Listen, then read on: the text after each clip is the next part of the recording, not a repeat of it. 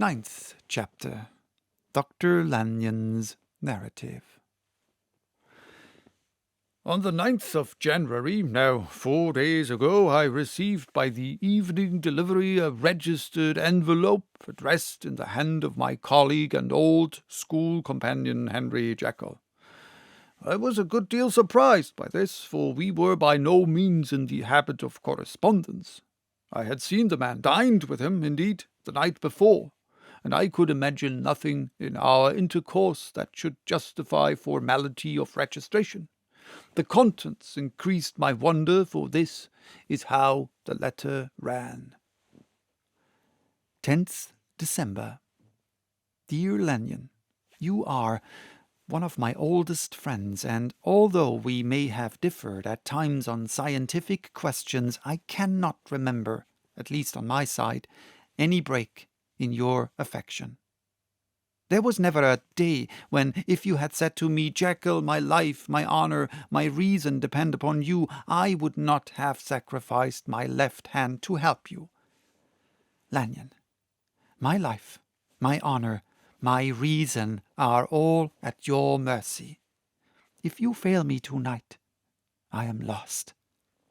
You might suppose after this preface that I am going to ask you for something dishonourable to grant. Judge for yourself. I want you to postpone all other engagements for tonight. Even if you were summoned to the bedside of an emperor, to take a cab unless your carriage should be actually at the door, and with this letter in your hand for consultation, to drive straight to my house. Poole, my butler, has his orders. You will find him waiting your arrival with a locksmith.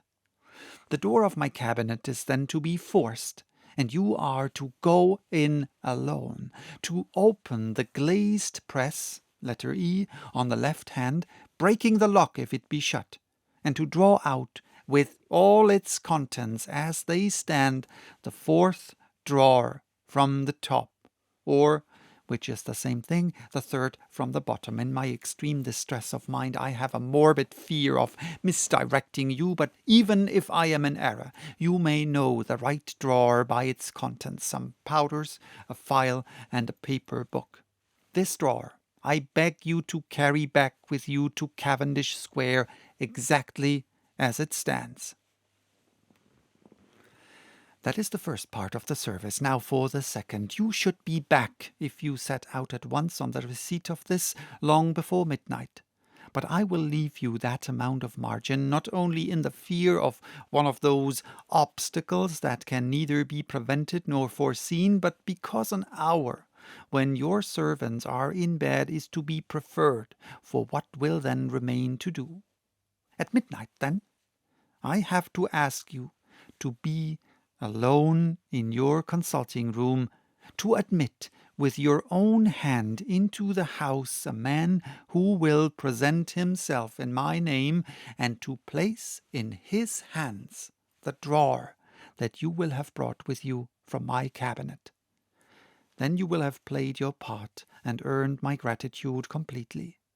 5 minutes afterwards, if you insist upon an explanation, you will have understood that these arrangements are of capital importance, and that by the neglect of one of them, fantastic as they must appear, you might have charged your conscience with my death or the shipwreck of my reason. Confident as I am that you will not trifle with this appeal, my heart sinks and my hand trembles at the bare thought of such a possibility. Think of me at this hour in a strange place, labouring under a blackness of distress that no fancy can exaggerate, and yet well aware that if you will but punctually serve me, my troubles will roll away like a story that is told. Serve me, my dear Lanyon, and save your friend, H.J. P.S. I had already sealed this up when a fresh terror struck upon my soul. It is possible that the post office may fail me, and this letter not come into your hands until tomorrow morning. In that case, dear Lanyon, do my errand when it shall be most convenient for you in the course of the day, and once more expect my messenger at midnight. It may then already be too late, and if that night passes without event, you will know that you have seen the last of Henry Jekyll. Upon the reading of this letter, I made sure my colleague was insane, but till that was proved beyond the possibility of doubt, I felt bound to do as he requested. The less I understood of this farrago, the less I was in a position to judge of its importance, and an appeal so worded could not be set aside without a grave responsibility. I rose accordingly from the table, got into a hansom, and drove straight to Jekyll's house. The butler was awaiting my arrival. He had received by the same post as mine a registered letter of instruction, and had sent at once for a locksmith and a carpenter. The tradesmen came while we were yet speaking, and we moved in a body to old Dr. Denman's surgical theatre, from which, as you are doubtless aware, Jekyll's private cabinet is most conveniently entered. The door was very strong, the lock excellent. The carpenter avowed he would have great trouble and have to do much damage if force were to be used, and the locksmith was near despair. But this last was a handy fellow, and after 2 hours' work the door stood open. The press marked E was unlocked, and I took out the drawer, had it filled up with straw and tied in a sheet, and returned with it to Cavendish Square. Here I proceeded to examine its contents. The powders were neatly enough made up, but not with the nicety of the dispensing chemist, so that it was plain they were of Jekyll's private manufacture. And when I opened one of the wrappers, I found what seemed to me a simple crystalline salt of a white colour. The phial to which I next turned my attention might have been about half full of a blood-red liquor, which was highly pungent to the sense of smell, and seemed to me to contain phosphorus and some volatile ether. At the other ingredients I could make no guess. The book was an ordinary version book, and contained little but a series of dates.